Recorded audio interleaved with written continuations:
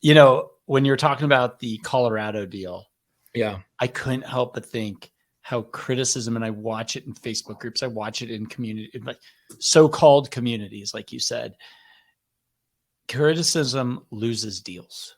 Mm-hmm. And there's so many deals people could make if they just kept their mouth shut and gave. Yeah. And then you talked about the criticism of all the people in the industry that are like, why do you drive around like this? Why do you do that? And I couldn't help but think they don't want to be challenged. They don't want to be challenged. They in fact, I spoke on a stage about 8 months ago with a gentleman, and I had similar talk, but not as aggressive. But he picked up my vibe that I was laying down, is that he wasn't building community. He was just trying to figure out another way to charge people for something. And I'm like, bro, yeah, you should definitely charge people for your education and entering into your community. There's a filtering process for people that are free-minded. I don't want to hang out with people that are free-minded. Like I talk about this, the Costco effect, right? Like we all know the difference between Walmart and Costco. The difference between, you guys know Walmart and Costco? Chris, you're old enough. Zach, you're not. You got a Costco card? No. Okay, that's what I thought. That's what I freaking thought. So people that have a Costco card, there's a noticeable difference when you walk into Costco, not just the quality of food, but the quality of people, the quality of the environment, the quality of the energy versus Walmart. Okay, great. I go to Walmart too. I don't have a problem with that. I'm talking about like free Facebook groups, YouTube comments, Instagram comments. That's like Walmart. Yeah. In a paid community that has rules, regulations, a leadership, and customer support, and all those types of things, the big difference between Walmart and Costco is a $99 yearly fee that the free-minded people are not willing to pay $99. Yeah. Okay, it's a broken mindset, is they're not willing to invest in themselves. So I definitely believe in people having to pay to get into the right rooms. I pay for mentorships even to this day. I will never not pay for mentorships. Mm-hmm. My guys, when my video team wants to get better at what they're doing, I invest. I go to my people, I go, you need to learn this skill. Let me go buy a mentorship for you. We do that all the time for our people. I believe in paying for mentorship. However, there's people that every little thing they're trying to do is psychologically get their audience to buy another thing from them at another level. And it's like, bro, you haven't even helped me with the first product you bought me. I bought, and there's no real help. It's just a bunch of videos. I want to destroy the industry. I want to destroy the industry that is like, here's 6 weeks of videos, and you're in my course for 2 months for $10,000. That industry needs to get eradicated, and we need you as real estate influencers to help build leaders inside of your own individual community, that the community doesn't rely on you as an individual. I have leaders that are doing more deals with other students than I'm doing with students in my group. That is a community. So he basically pulled me off stage because he didn't like that I was basically killing his ability to pitch something. And so I get it. I understand it. People need to pay for things. And I'm always looking for the next mentorship to pay for, but I'm looking for people that care about community more than anything else. And this is, again, Michael, I'm going to tell you, we turned down a lot of speaking engagements. You asking me to speak about community and wanting me to be on here, bro, I admire you. I respect you. I know you care about community. You guys are building your own. It is so freaking fun to watch. And it's why we said yes to this, bro. Not only because you're freaking cool, but because of what your values are, man. No. And that's why, like, I'm not afraid for you to speak about community, because for me, it's like, if you say something that challenges me, I need that. I need to be challenged. I need to be challenged to the next level. And that's for everybody in here, that sometimes you got to shut up and listen to the person across from you, because they're going to change who you are. In the beginning of this event, I said to everybody that who you are today may not be who you need to be in order to reach your goals. I am definitely not the person I need to be today to reach my goals. I've got big goals, and people ask me, how are you going to get your goals? And I go, change myself as a human being, improve myself every day, acquire skills by people who already have them, by paying for access to them faster. That's a thing that I learned too, is that going back to like the paying for, not paying for thing, is that I want to pay for access. I want to pay for the shortcut. And the shortcut is access to somebody that believes in things the same way as I do. So for me, I'll probably spend $100,000 this year in education. You know, Alex Saenz, who you had on right before me, I've paid Alex Saenz and Carlos probably in my life, probably close to 20 grand. And I can tell you that the value I got back in return wasn't tenfold. It wasn't 100-fold. It was probably 1,000-fold, because these are people, the people you had on the stage are powerful people that all care about community. And before they care about education, they better care about community, because that's really what I need. And what's cool is I'm looking at this year, who am I investing in? Because those people are going to invest back in me. And I am not the person I need to be to accomplish my goals. I love that. I love that you said that.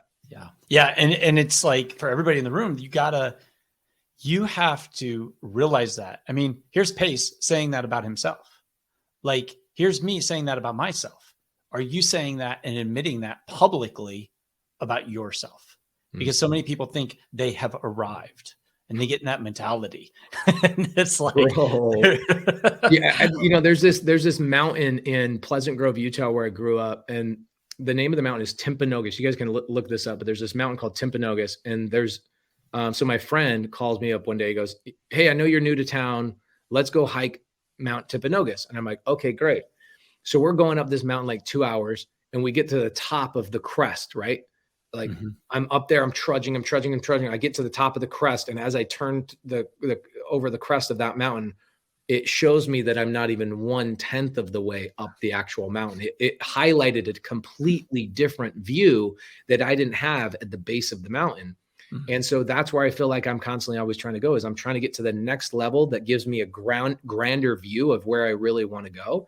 And when you stay stuck in place, you think that the top of the mountain is that first 2 hours. When you actually go through the work, you invest in yourself, you become a different, stronger person. You get to the top there, and all of a sudden your view widens. Everything widens. So every time I meet a new person I believe in, even every time I met a Michael Walsh, an Alex Saenz, a Cesar Pena, every time I meet these people, it's another mountain I've hit, and I go, oh my gosh, there's way more than what I thought. I am such a little bitty baby compared to where I really need to be in the next 20, 30 years. Yeah. Yeah. And I love that long-term vision right there, because that's the other thing I've been stressing is stop thinking about tomorrow. Stop thinking about 2 months from now, 3 months from now, or something like that. Start thinking, what am I going to be doing for the next 3 years, 5 years, 10 years? Yeah. And then do that today. Yeah, that's a good point. I've got Zach here with me. I'll give you a view of these two boys real fast. Hey guys. So I had Zach traveling with me, and I was, I liken it to his skill set that he's acquired. And he's like, I've never been to Louisiana. I've never been to Texas. And I was like, look what you have in your hand. He has a camera in his hand. And I was like, you learned how to operate that camera, which is a skill that you acquired. You paid to learn, you got around the right people, you invested in yourself. And that one skill has paid you to travel around the country with people like me. And I'm like, you did that in 1 year. You did that in 1 year. And if you here's the thing, if you went back in a time machine to 1.5 years and you said, hey, Zach, one day you're going to learn how to hold a camera, shoot people with that camera, provide value in exchange, and that's going to make you travel all over the world. I said, what would you have told yourself if you went back in a time machine? He'd be like, you're full of shit. So I'm telling you guys right now, whatever that skill, a videographer, an editor, those are tangible skills that you can see watching them do it. In real estate and mindset development, those are not as tangible. And so you don't realize the compound effect that's happening in your brain. You are changing every single day. The way I look at it is a little bit, Michael, were you ever a Boy Scout at all? I was a Cub Scout. I was never. Okay, you were a Cub Scout. So you remember when you were a Cub Scout, you got like your Weeblos badge. You got these little badges you put on your lapel, right? Yeah, we had the little beads too. Hell yeah, you had the beads, dog. I'm an 80s kid. Yeah, me too. So I grew up that way, and I became an Eagle Scout. And the only way to become an Eagle Scout is to acquire merit badges. And you have to start as a Cub Scout. You have to go this direction. And people, when I got my Eagle Scout, they said, man, how did you get to become an Eagle Scout? And I said, one merit badge at a time. And in real estate or mindset, guys, it's always one skill at a time, whether it's learning how to raise capital, learning how to network with people, learning how to JV with people, learning how to comp, learning how to hire your first employee. These are all individual merit badges that ultimately get you going. You guys got to just focus on today. What's the one merit badge you're working on today? Now, I'm working on a different merit badge than I was a couple of years ago. Zach today, working on, he's not worried about what is my ISO? What is my what lens am I using today? He learned that. It's now time for him to compound to a different level of learning. And so, guys, you got to start as a Cub Scout in order to become an Eagle Scout. And you have to compound your skill sets and acquire those as fast as possible. The cool thing is, once I became an Eagle Scout, I was like, I'm done. And then you find out, oh, no, you're not. There's the Silver Star. There's the this. There's the that. There's a blah, blah, blah, blah. It's learning is never ending.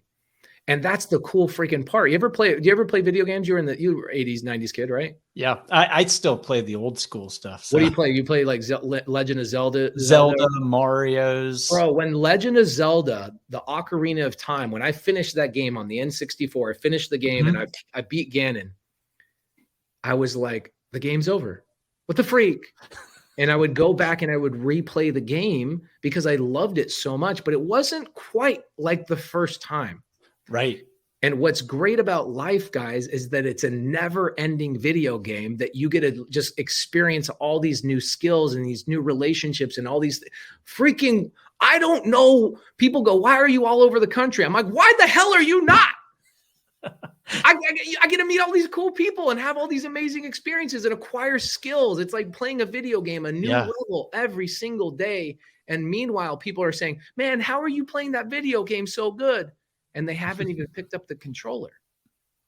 Guys, you got to pick up the controller. You got to start playing the video game. You just start with level 1, Super Mario Brothers. You got to just go get that first mushroom. You remember Super Mario Brothers #1? You got to run over and get that freaking mushroom and jump on the little Goomba. You get bigger.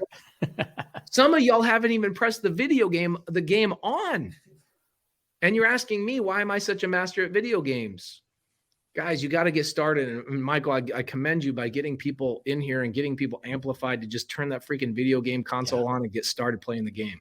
Yeah. Yeah. No, that's awesome. I love that analogy. And I want to just thank you because I know that you got a schedule tonight that you got to keep and stuff. So I want to thank you for your time and just getting on here and just feeding the community. Can I get a fire in the room, guys? Did I piss anybody off today? Or is this okay? Is this all right? No. How do you guys like my lighting from this little dungeon? I'm in this little dungeon. I got to leave this room right now and worry about whether we're going to get out of here safe or not.